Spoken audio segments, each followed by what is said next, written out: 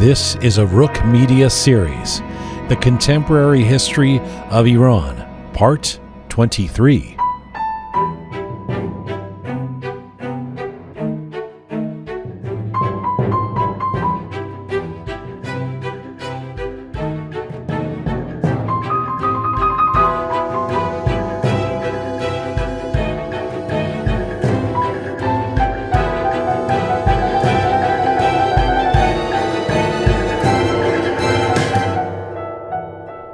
Hi there, and welcome to the Contemporary History of Iran, a series from Roqe Media. This is Part 23, The Shah and the Quiet Revolution. I'm Jian Ghomeshi. Our aim with this series is to explore the events, personalities, and issues that have shaped modern Iran. We want to do this as much as possible through a non-traditional lens, through snapshots of change, and using alternative voices or angles. This series is mostly in English and will feature a new episode posted every Thursday across our Roqe Media platforms. We will post subtitled excerpts with Farsi Zirnavis on our YouTube and Instagram sites. We are coming to you on roqemedia.com. It is there that you can link to all of our platforms, and we invite you to check out parts 1 through 22 of this series that are already posted. To become a sponsor or patron of Roqe Media, please contact us through our website.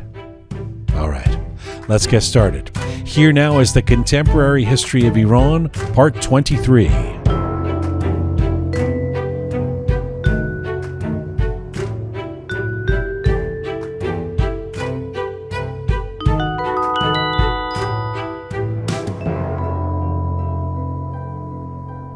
The revolution of 1979 has often been seen, in very simple terms, as a cultural war that occurred between the modernist Pahlavi State and a fiercely traditional and religious opposition, with the clergy winning out.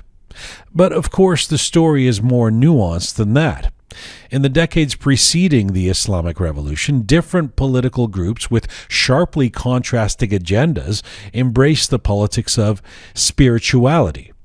While the idea of Karzadegi, or Westoxification, that being an infatuation and dependence upon the West that leads to everything from moral laxity to greed to social injustice and the devaluation of spirituality and religion, was a major part of the discourse used by ideologues of the revolution like Ali Shariati, it was not a concept that had been entirely disavowed by the Shah himself. In fact, you might say the Pahlavi State engaged in the very anti-modernist discourse that would provide ammunition for its own downfall. So what exactly are the roots of the anti-modernist movement in Iran? How might we assess the winds of the revolution of 1979 far before the late 1970s? And in what way were the Pahlavis complicit in the revolution that dethroned them? My featured guest today has recently published a fascinating book on this very subject, in which he argues that it was, in fact, a convergence of anti-modern spiritual and nativist discourse in both the Islamist revolutionary movement and the Pahlavi State that created the conditions for the overthrow of the Shah. Dr. Ali Mirsepassi is an Iranian-American sociologist, scholar, political scientist, and author. He is the Albert Gallatin Research Excellence Professor of Middle Eastern and Islamic Studies and director of the Iranian Studies Initiative at New York University. He's also an affiliated faculty at the NYU Sociology Department in the Faculty of Arts and Science. Dr. Mirsepassi was born and raised in Iran, received his bachelor's degree in political science from the University of Tehran, his MA in international relations, and his doctorate in sociology from American University. He is the author of several acclaimed books, including Democracy in Modern Iran, Islam, Culture, and Political Change, Political Islam, Iran and Enlightenment, Philosophies of Hope and Despair, Transnationalism in Iranian Political Thought, The Life and Times of Ahmad Fardid, Iran's Troubled Modernity, Debating Ahmad Fardid's Legacy, and germane to today's discussion, his book from 2019, Iran's Quiet Revolution, The Downfall of the Pahlavi State. And right now, Dr. Ali Mirsepassi joins me from New York today. Hello, sir. Hello, Mr. Ghomeshi, and thank you so much for a very generous introduction. Thank you. Please call me Jian, and I really appreciate you doing this. You really have written a fascinating book. Let me start with you and why you wrote this book. Much of the discourse around the revolution of 79 shines a light on the events of the 70s, and particularly the late 70s that precipitated the return of Khomeini to Iran. What inspired you to focus on the incremental roots of dissent and discontent that would lead to the downfalls of the Pahlavi state, looking decades before it? Well, as you mentioned, I am a sociologist, and in terms of my scholarly work, I consider myself an intellectual historian of modern Iran. And of course, what we call the Iranian Revolution of 78, 79 was a major event, a major shift in Iranian intellectual discourse. For me, the question was that something must have happened around 60s and 70s, where at the end the revolution happened, that I should be able to, in one way or another, explain this very important, perhaps the last important social revolution of 20th century in the world. It's a major, major event, and it cannot be explained by just simplifying a nation's history into its past. As much as history and culture and religions are important, these elements were always there. And why is it that this kind of revolution did not happen in early 20th century, but it happened in late 20th century? So some of the books that you mentioned, and basically in the past 3 decades, I've been writing and researching and seeking and looking for an answer to this question. And this book is one of those studies. I'm guessing you would also say a revolution of the epic nature of the 79 revolution doesn't happen based on one event or inflation or a crackdown in the streets or something like that. It has to have been brewing for, in what you're arguing, decades. Exactly. And there has to be a balance. Actually, after this book, I co-edited a book by a colleague at NYU, which is about the revolution, and we engage in a critique of a dominant explanation. It was economy, or it was because Shah did not allow political parties to operate, so on and so forth.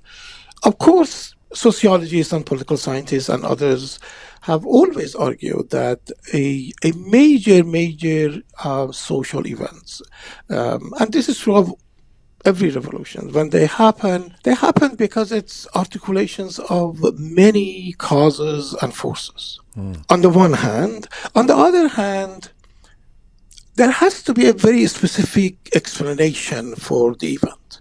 So it cannot be that a revolution happened in China or in Russia, or in this case in Iran, and we go back and we look at, say, some people have done this. You look at Iranian religions before Islam and after Islam, you connect them, you come up with this idea of Masonism and the fact that Iranians, whether secular or religious, they are always looking for certain kind of spiritual ideals, and then that's why they saw Khomeini in the moon, and so on and so forth. The explanation cannot be that historical and that general, and therefore potentially a revolution can happen all the time. Even in Iran, a revolution like this never happened. Remember that the constitutional revolution of 1906 really was a reform. Right, it's not really a revolution in terms of an overthrow. It's a no. So what is it about this particular event that one time happened in the history of Iran, and what was going on there, but also not only what was going on in Iran, but what was going on in the world? Well, I get the point about the Yes. balance. I think that, I mean, that makes a lot of sense as an explication. While we're at it, just in terms of defining the grounds here, let me ask you about the lexicon. Your book actually is called Iran's Quiet Revolution. You use the term quiet revolution to address this growing discontent with Iran's modernization that occurred through the 1960s and the 1970s. Why did you think that quiet revolution is an apt term? Oh, that's a great question because this was, as I was researching and thinking about this particular book, I wasn't thinking of a quiet revolution. Well, let me step back a little. Most of my other books and studies deal with intellectuals or ideas and or movements that were oppositional movements and ideas. With this book, what I wanted to do was to look at Pahlavi states and its own cultural and intellectual institutions and personalities. But I wasn't thinking of a sort of convergence of interest by both those who wanted to get rid of the Pahlavi state and the Pahlavi states on critique of the West and modernism or modernity in general, and the embrace of some kind of Iranian spiritual tradition. Sure, but the use of the word quiet is interesting to me because, on the one hand, I get it. Quiet revolution meaning maybe it's bubbling beneath the surface, but we don't see its head until it culminates with a crescendo in 1978-79. But on the other hand, anti-modernism, it wasn't that quiet through as you make the case in your book, through everything from literature to film to the theocrats to the Shah himself. So why use the term quiet? That's very interesting. Actually, this book was translated in Iran in Farsi, and they asked me to write an introduction for the Persian edition. And the publisher asked me to basically the same question that you just asked me, that why quiet revolution? So here are 2 points that I think influenced me naming this movement as a quiet movement. One is that I want to make sure that there is a contrast between the revolution, which was very apparent and very something that everybody noticed. Sure, on the 6 o'clock news. Yeah. Right. Before, with all demonstrations and the rituals and personalities, and also after the revolution. And secondly, I was obviously amazed that what I call the quiet revolution happened in the most public fashion possible. In other words, when Pahlavi states and Shah himself decided in the 60s, basically a shift from what we usually call first Pahlavi ideology or nationalism of sort of very blatant modernist and secular nationalism that Reza Shah and Pahlavi State advocated and articulated. Whether you were pro-Pahlavi or you opposed Pahlavi, that was what it was. The late Shah, the second Pahlavi, basically began moving towards something that sometimes Shah himself and other intellectuals around him would call Iranian Islam. Sometimes they would call it Iranian or Islamic spiritualism.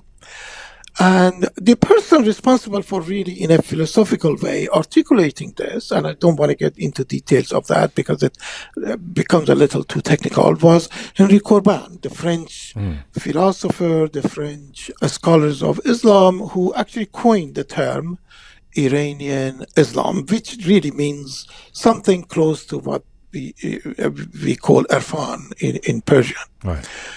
Let me give you a couple of examples. For instance, in 1968, Harvard University Law School were awarding the Shah, Muhammad Reza Shah Pahlavi, an honorary degree. And Shah is in Cambridge, Massachusetts, to receive the degree and gives a talk. That's a very clear indication of the shift happening. Shah gives a speech which has basically two elements, if I want to summarize it quickly. One is a condemnation of Western culture that is corrupt, that is too materialistic, that is too lax on in terms of morality and so on and so forth. And the second one is basically he presents himself as a sort of mystic, a sort of not religious in a Islamic term, A spiritual leader. a spiritual leader whose political message is a sort of he has a prophetic message for the humanity. And in that talk, he actually proposes and he says that he is going to present this to the UN of a sort of a crusade for justice and moral well-being of the world that he would like to lead. So this whole anti-Western, anti-secular, anti-very materialistic view of the world is very new as far as the Pahlavi dynasty is concerned, and was perceived as a shock by some people that Shah is making this kind of argument.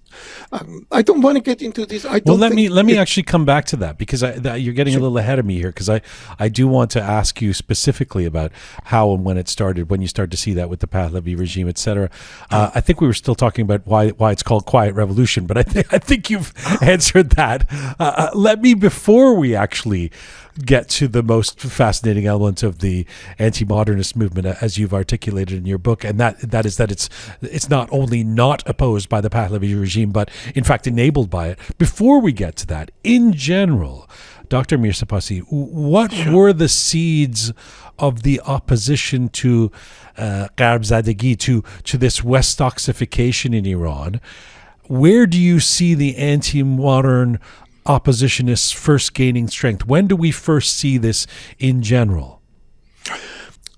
Great question. To say that it's complicated is something that academics say all the time. Yes. I don't necessarily want to use that cliche, but it has a longer history than most people may think. However, very specifically to respond to your question is that, generally speaking, in modern Iranian history, constitutionalism, which one can articulate as a sort of a modernist enlightenment in the Iranian context, or what Iranians really call hukumat qanun, rule of law, was the dominant discourse in Iran from second half of 19th century, certainly until 1953.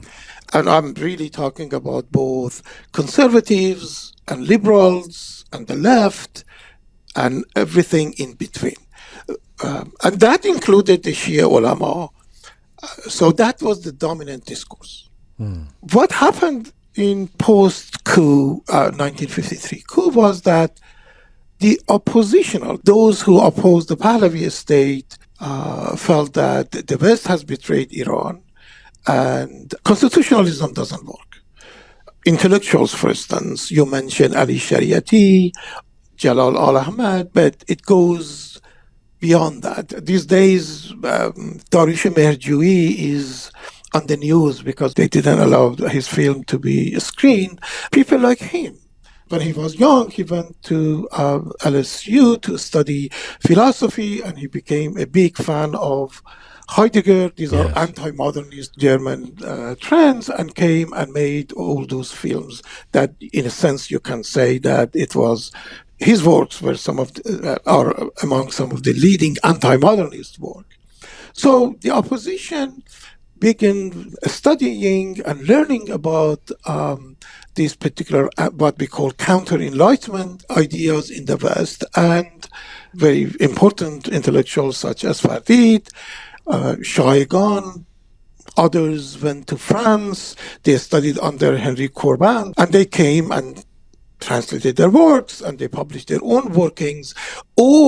These are all Western-inspired anti-modernist writings and ideas that Iranians who were seeking for an alternative to modernist enlightenment find. And then the religious leaning folks like Shariati also realized that this is very compatible with their understanding of Shiism. If we were just to stop for a moment and as a sidebar, if somebody's listening and wants to know exactly, or maybe not exactly, but to get a sense of what we're talking about when we talk about anti-modernism in the Iranian context in the mid-20th century, can you summarize it? I mean, obviously, this is something about creating that modernity is creating alienation, undermining spirituality. I mean, how would you summarize what the gist of anti-modernism was?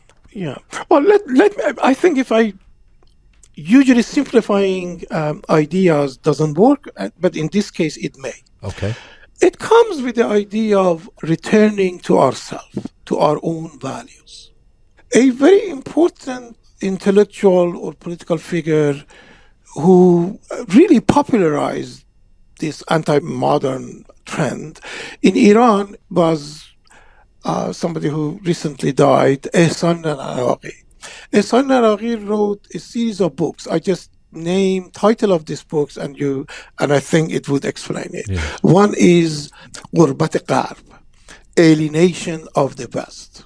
Is that modernism, materialism, secularism, all of these lead to us Iranians losing our own sense of culture, identity, and really it comes down to being unauthentic. This urge for being Iranian or being Muslim, or which in that context mean being something spiritual. We see this in paintings, Iranian artists, in theater, in music. Everybody now is looking or seeking a true self. People write articles and books on what is Ruhe Irani, what is the spirit of Iran. This is anti-modernism. And modernism is defined as something that is universal. It does not pay enough attention to specific cultures and history, and it basically treats everyone as a number. Yes. It lacks authenticity. I mean, frankly, anti-modernism, as you've just described it, is one can understand why it was so appealing to so many. I mean, it's even today, in the West, anything from yoga, the interest in yoga, to environmentalism, to left-wing ideologies against capitalism, whatever. All of those things, have seeds of this searching for authenticity, searching for a life that isn't just about greed or acquisition or whatever. The fascinating part of what you end up concentrating on in your book is as we've now discussed, and let's get into the meat of it, is how the Pahlavi regime was not, in fact, ideologically opposed to anti-modern intellectuals and oppositionists, but that there was, as you put it, I want to quote you, this amazing convergence of anti-modern ideas, values, and ideologies as produced, embraced, and publicized by the opposition and the secular modern Pahlavi state. So by the 60s and 70s, you argue that the Pahlavi state pretty much abandons the Mashruteh project, the constitutional revolution, and moves towards appropriating a more nativist discourse. You talked a few minutes ago about that speech in Cambridge in 1968. When do we begin to see this happen with the Pahlavis? So, first of all, although the title of my book is Quiet Revolution, I haven't fully responded to you. This movement, the shift from a Mashruteh, or if you want to call it a modernist, secular ideology to this sort of discourse of authenticity or counter-modernist movement, started much earlier. However, at the same time that the Shah started what is we now call as White Revolution, a series of really, in terms of socio-economic reforms, were modernist reforms of the land reform, gender equalities, women's suffrage, Yes. even the workers' rights, so on and so forth. So this is happening, and this is something that we all see and have written about. Yes. This also leads to expansion of the middle class, because this is a time where, education becomes accessible to everyone all over the country, and so on and so forth. And as we know that, for instance, the number of Iranians studying in the US among all other nations in the world is number one. What I discuss in this book is that the elite in Iran, the ruling elite, is basically faced with a choice. And Shah decides this is not what he want to do. Shah decides that what he would like to do is to actually to make the state even more centralized. Shah was not always an autocrat. Um, this is another topic for another day to discuss. But it is only really in the 60s and certainly 71, 72, the Rastakhis party and everything, that he really makes Iran as a one-man rule country. And he and others around him conclude that the way they can achieve this is by reconfiguring the idea of Iranian nationalism, which was, again, whether you want to call it Mashrute project or Reza Shah nationalism, was a broader modernist, universalist idea into something that is more meaningful for the middle class. And middle class always has these tendencies, and you mentioned this too. In the West, we have them. Some people call it New Ageism, whatever you want to call it. It's some kind of this appeal of spirituality. Yes. And of course, then if I want to be more specific, the Shah's wife, Shahbanu Farah, was always very much attracted to this sort of ideas when he was in Europe, but also in Iran. And people around Farah Pahlavi, people around Ashraf Pahlavi, people may be very surprised that Ashraf Pahlavi published a journal. This journal became the main. Yeah. Bunyad, yes. Let me get to that, actually. Let me just hold you here for a second, because I want to ask you about that in a few different ways. But before we get to why the Pahlavis were engaging in employing anti-modern discourse, whether it was earnestly or not, you've just made the case that it's in the 60s and 70s that the Shah moves towards a more autocratic form of ruling, drifting towards a one-man state, etc. When do we actually see him beginning to use the language of Karzadegi, the language of Westoxification, the language of cultural imperialism, for lack of a better word, if you know what I mean? Yeah. Well, there are two stages. The first stage is more of cultural. I think that starts at the same time that the land reform and what we usually refer to and the White Revolution happened, right? Is a 62, 63. For instance, Shah himself, his wife, and state institutions invested quite a lot in Iranian cinema and in other cultural and artistic institutions, and they advocated and they invested on creating authentic Iranian cultural products. But my argument is that in most of the 60s, that remained within the culture, on the cultural, and it was a more positive shift into paying more attention to Iranian past, Iranian traditions.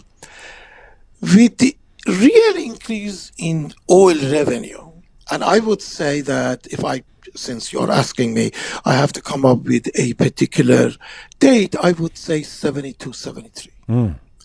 That we see, first of all, politically speaking, in addition to embracing Karzadegi, Shah makes a series of speech and political speech criticizing the imperialistic nature of the West.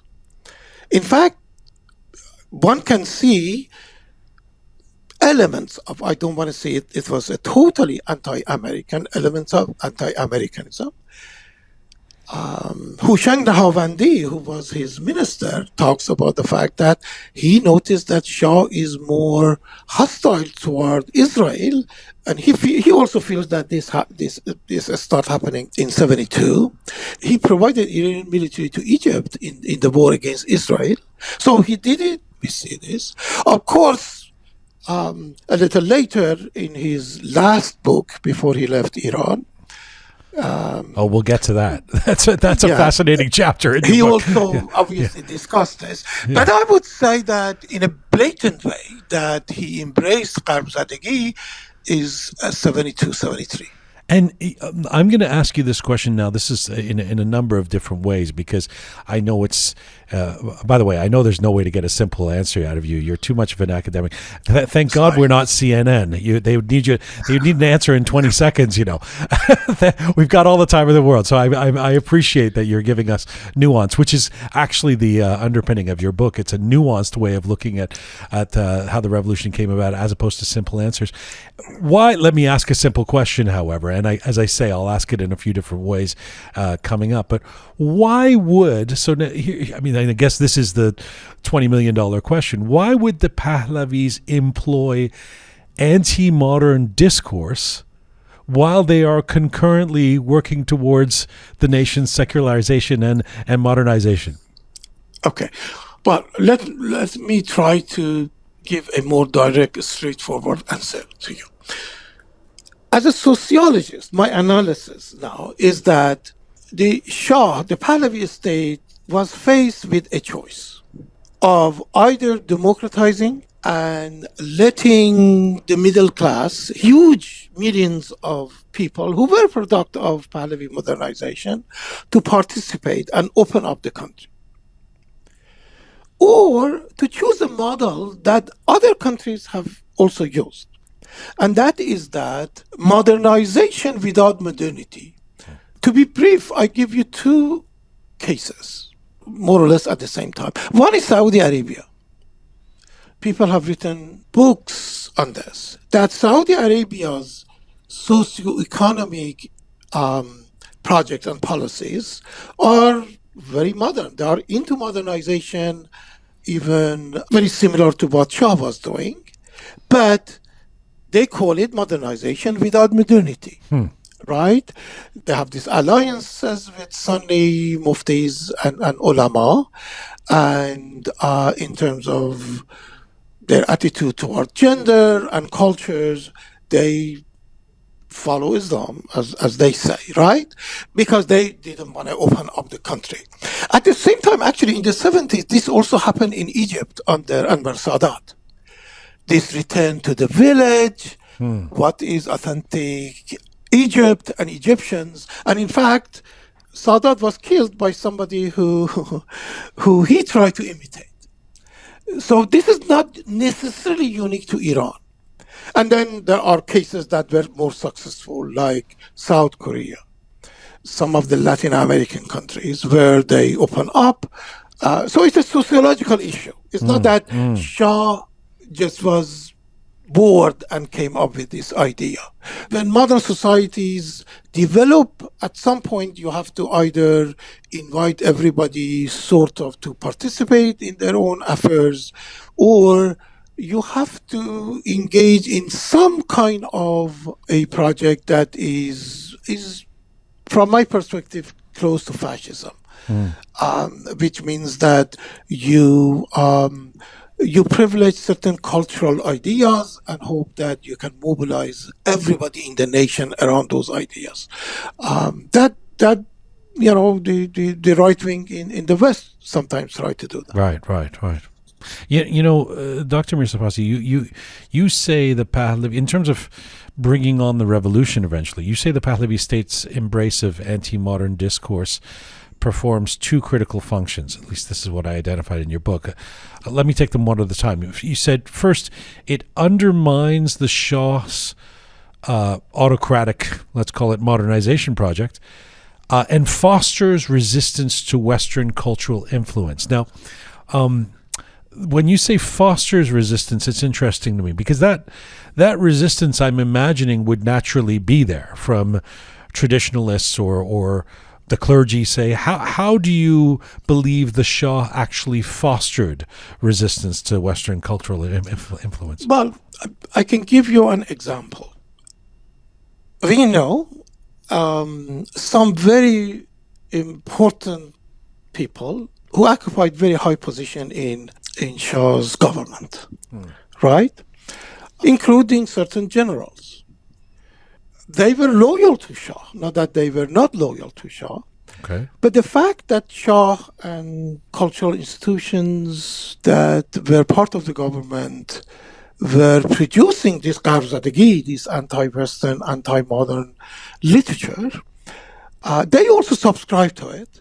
And then as revolution happens, this is the example I want to give you. Arteshbod Qarabaghi, who was the chief of staff, the most important military person during the revolution, later wrote his memo of what happened in the revolution, and he said that there was a general, I don't remember this general's name, but it was a major military leader who one day, this is during the revolution, came and submitted his resignation.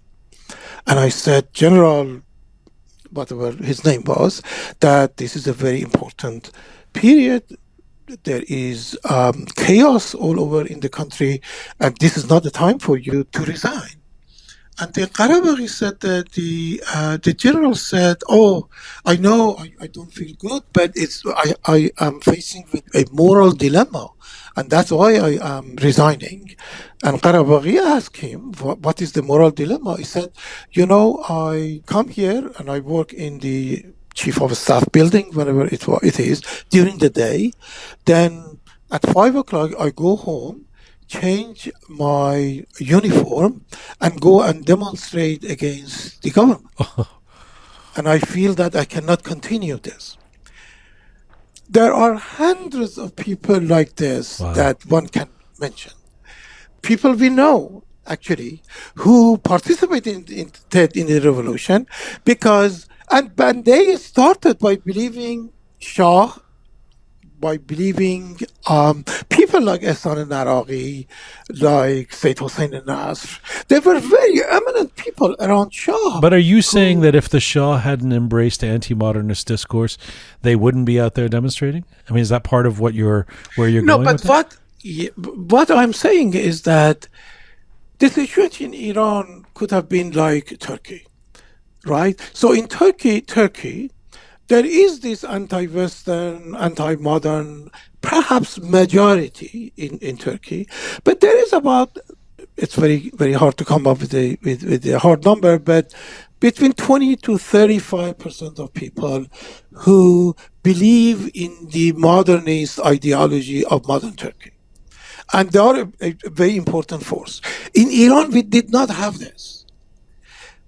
Remember that the Shah's regime basically collapsed. There is a very important project called Harvard Oral History of Iran, which is basically interview with all the most important high-ranking officials of the Shah government. Yes. And you cannot find a single person, and these are generals, these are prime ministers and former prime ministers, whatever. They are all critical of Shah and Shah's regime. They are the regime and they are critical. There was nothing positive for them to embrace. This was not the case during Reza Shah. Whether we are pro-Reza Shah or anti-Reza Shah, there was an ideology that some people embraced and articulated and they identified themselves with. But it's ironic because let me bring in the second of the critical functions that you say emerge from the Pahlavi State's embrace of anti-modern discourse. The other critical function is you point to this embrace of anti-modern ideas. I want to quote you.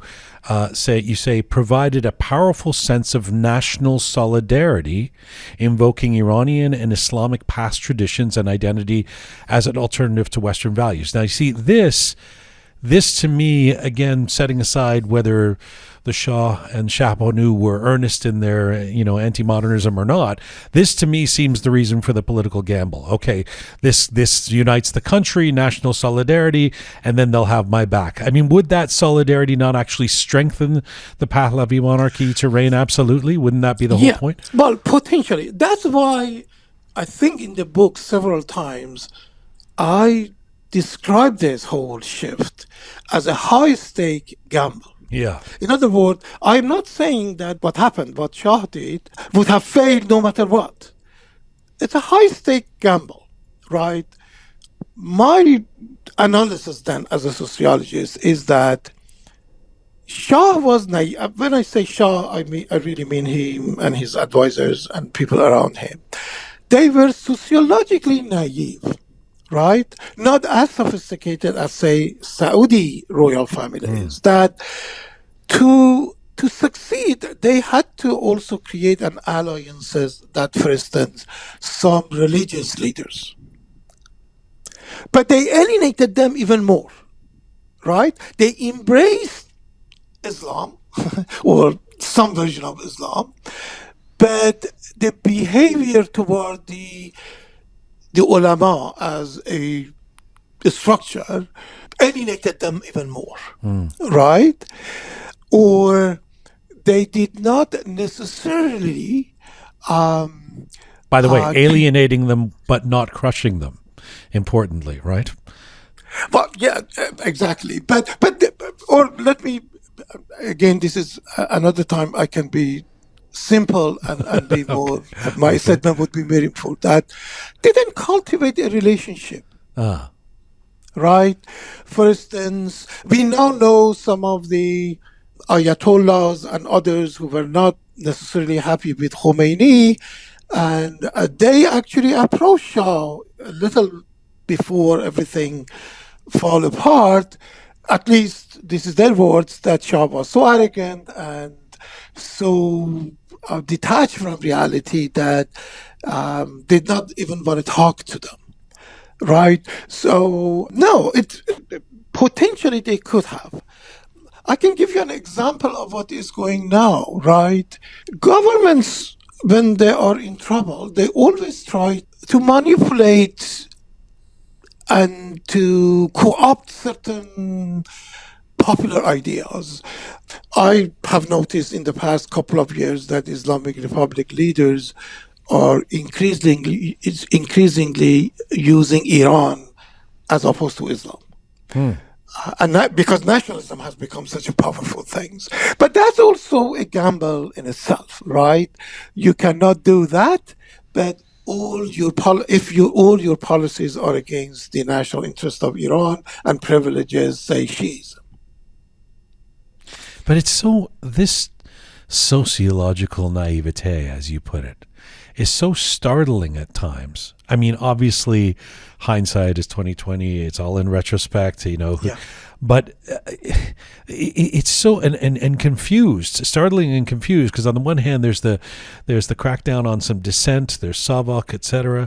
But on the other hand, there's this journal that you mentioned earlier. I wanted to bring it Yeah. back, Bunyad Monthly. This is a Pahlavi sponsored journal of the time that Yeah. basically is engaging in anti-modernist, although anti-monarchist to a certain extent, anti-modernist discourse that really is playing against the Pahlavis, yet sponsored by them. Can you speak about this Bunyad Monthly? Yes, again, this journal called Bunyad because it was funded and sponsored by Bunyad Ashraf Pahlavi, Prince Ashraf, sister of Shah, who actually was a pretty political savvy person. I have studied this journal. The journal was published for 2 years.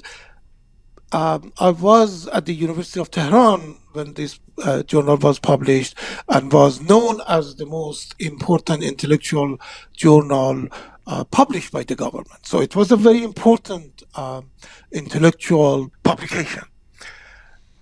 I surveyed the journal, and about 80% of the articles or reports and translations in these journals are in a radical way critical of the West and modern ideas and advocate for some kind of Islam. And also praise people like Al Ahmad. Someone like Ahmad Fardid has a big role in this journal, and Kurban, all of these folks. And there are pieces in this journal that even goes further, more radical than in being anti-modernism. It criticizes life in the cities, having cars instead of people riding on horses and donkeys. Right. In such a, I have to say, creative, spiritual way. It basically calls for going back to the medieval period. So it does. It calls for even getting rid of technology and the cities. And this is what I mean. It undermines the Pahlavi state too. In other words, how could you make a case for progress if you are anti-cities? Right.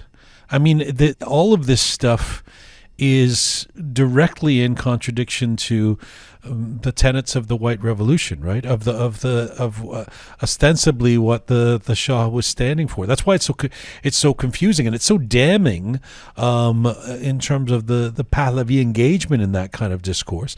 Let me ask you this: I mean, do you think, in terms of the notion of this being a political gamble?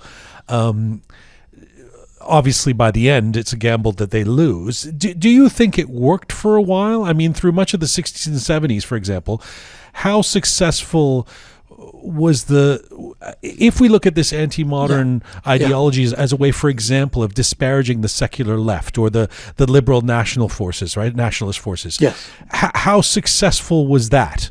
Yeah, I have to say that I really thank you for asking these questions, because nobody has ever asked this question, and I have always been waiting thank you. to say something about this, because this is very important, and it becomes, even the whole issue becomes more complicated. I believe actually the Pahlavi state was successful in co-opting or bringing in a rather, I don't want to say large in terms of numbers, they were not hundreds of thousands, but the educated elite within these institutions. For instance, the cultural organization, the school. Yes, yeah. A number of pretty big and national cultural institutions were able to recruit and attract oppositional writers and artists, and just, university educated folks who necessarily did not care for Pahlavi state, or maybe they opposed it, but it provided space for them. But because politically the regime became more oppressive, this was the only space available to them. So in that context, they were very successful. This was not the case in earlier time. Even in the 60s, we didn't have this. On the other hand, it basically left the oppositional space to the Shia ulama and religious activists, who they had their own space. Hosseini Ershad was there, mosques were there, other religious reading groups were there. And in some respect, it pacified the left, and there was less competition for the religious opposition. The Shah basically had no plan on what to do with those who were religiously motivated and involved in politics. But can I even extend that to say even further, to say that there didn't appear to be a cultural plan in general? There's a lot of great ideas, but in terms of some sort of unified cultural plan, is there one? I mean, under the Pahlavi regime, by the mid to late 70s? No. Well, first of all, we are probably running out of time. It takes much longer time to go on sort of genealogy of this whole Okay. thing. All right. Was that, first of all, this whole idea of Iranian Islam, spirituality, kind of politics, that Shah and Farah and Pahlavi court was interested in, basically they were products of either European intellectuals or Iranian intellectuals who were close to Shah, but they spent all of their life in the West. For instance, Said Hossein Nas, a very important high-ranking official of the government who was extremely important in articulating this idea, left Iran, I believe, after fourth grade. And studied basically this. Dr. Nasser studied in a very elite elementary school in the U.S. and then graduated from MIT and Harvard and became an Islamist. Or Dariush Shaigan, the same. Or Ehsan Naraghi, was in Iran until he got his diploma, but he lived most of his life in the West. So their attitude or their plan was not to come and create an authentic, sort of Iranian or Islamic-based discourse, but this was their thinking before they came to Iran. This is how the West see Iran. And so you can't make a plan out of this. That's why when I said they were sociologically naive, this is what I'm referring to. Yeah. If you want to connect, if we go to a city or a different country and you want to connect with that culture, you connect with institutions or people. Not your own perception of who they are. Well, I mean, look, you're quite right that I can't keep you forever, and I've got two or three concluding questions. You've been very gracious with your time. Before I get to those questions, I'd be remiss if I didn't ask you about film, because you devote a fair bit of your book to films of the 60s and 70s, and in particular to Iranian New Wave cinema and how popular filmmakers, this is as a cultural example of what was happening, how popular filmmakers of the time were playing a big role in fomenting anti-modernist ideas. Tell us about the impact of a film like Parastuha be Lane Baz Migardand. Yeah. Well, for instance, the director and the main actor of this movie, Majid Mohseni. So here is a man who studied in a rather sophisticated theater institution in Tehran. This is a guy who has never been more or less outside of Tehran. He directed and played in a series of movies, and some of them became national phenomena in Iran. All of these movies, these are what I call in the book sort of pastoral critique of modernity. All of these movies celebrate simple, authentic life in villages. Right. And they all show the cities, particularly Tehran, as center of corruption, decline of humanity, and something that has no connection to Iranian or Islamic values and morality. And they do it in a horrible way. In other words, there is no single person in Tehran who is like even regular human being. He produces basically a genre of movie. And by the way, the filmmaker doesn't live in a village, right? No, has never lived in a village. The filmmaker was a theater actor, worked with some of the prestigious theater group, have traveled all over the world. I have to give you this particular event that he had with Shah and Farah to make my point. Yes, is that when they screened the movie in front of the Shah was so impressed and moved that he wrote an executive order and to the government and said this movie should be shown everywhere in Iran, and Aghay Mohseni should be exempt from paying any taxes. Wow. When Farah Pahlavi, the Queen Pahlavi, said this, she cries. There is a picture that she's crying. And these are people, Farah Pahlavi, Western educated, also part of the elite. These are people who don't know life in a village. Right. Right? So they have this portrayal of village, that everybody is authentic, everybody does the right things. If it wasn't for these horrible people in the cities, life would be so nice. And also, of course, always the Europe, the West. And of West is something that Iranian cannot even tolerate or have any connections with. And this is basically, this was the main theme of these movies, that, and many of them, state cultural institutions invested on these movies. Let me read you a quote from your book that really I find quite powerful. You're quoting somebody, or say this is a quotation from somebody, not you. I'm not going to say who it is first. Let me read the quote.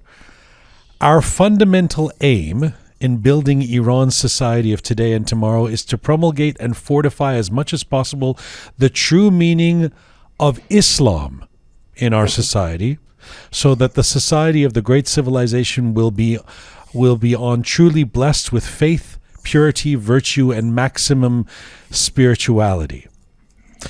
That is, of course, actually a quote from the Shah in 1977. And I think if you read that out to many Iranians today, I mean, perhaps leaving out the reference to his book title, The Great Civilization, they would not guess this to be the case. That this was the Shah. What do you think this quote and his book from 1977, of course, just 6 months before the revolution, a year before the revolution, toward the Great Civilization, what do you think this tells us? This obviously tells us how out of touch he was with what was happening. When I read this book, I read this book a little before I started working on this book, so I read it many years later. I could not believe, I was in Iran before and during revolution, that with this really massive religious opposition against him, I was thinking, if that is true, you would either reach out to Muslim Iranians or if you are you are using Islam as instrument of power, you would think twice and you use something else. It's surreal. It's totally surreal. We also know that it's not that he lived an Islamic life or he believed in what he was saying. He was convinced by some that these abstract spiritual Iranian Islam is powerful and he can mobilize people. He connected with some intellectuals, but not with regular folks, because for regular folks, your action matters, right? You can't have in Jashn Honar Shiraz, the art festival in Shiraz, naked people performing. Right. And then when it comes to music, then you have Irfani music playing. So it was surreal. It is one way of looking at why the revolution that happened. Well, it's also, and one has to be careful not to be too reductive in saying something like this, but the argument has certainly been made on this show by people before that he wasn't good enough at being an autocrat. Like his dad was. I mean, that there was that this could have been avoided with the opposite tact of crushing the opposition, more in a more forthright manner, rather than trying to adopt, appropriate, co-opt the ideas, etc. I mean, I know it's reductive, but it seems kind of when you say surreal, it's like, it's kind of, dude, you're not going to win those folks over at this point with this book, are you? So what's going on, right? Yeah, but no, the reality was that as a sociologist, I can say that, and I believe that many other sociologists have argued, is that the Pahlavi state, by the time of revolution, certainly in the 70s, lacked any viable social base, right? Any government, whether autocracies or democracies, whatever the form of government is, that they rely on brutal force, police, army. They rely on money and funding and corruption, but they more or less have to rely on certain social forces, social groups that identify their own existence with the regime. And Pahlavi regime early on did have that.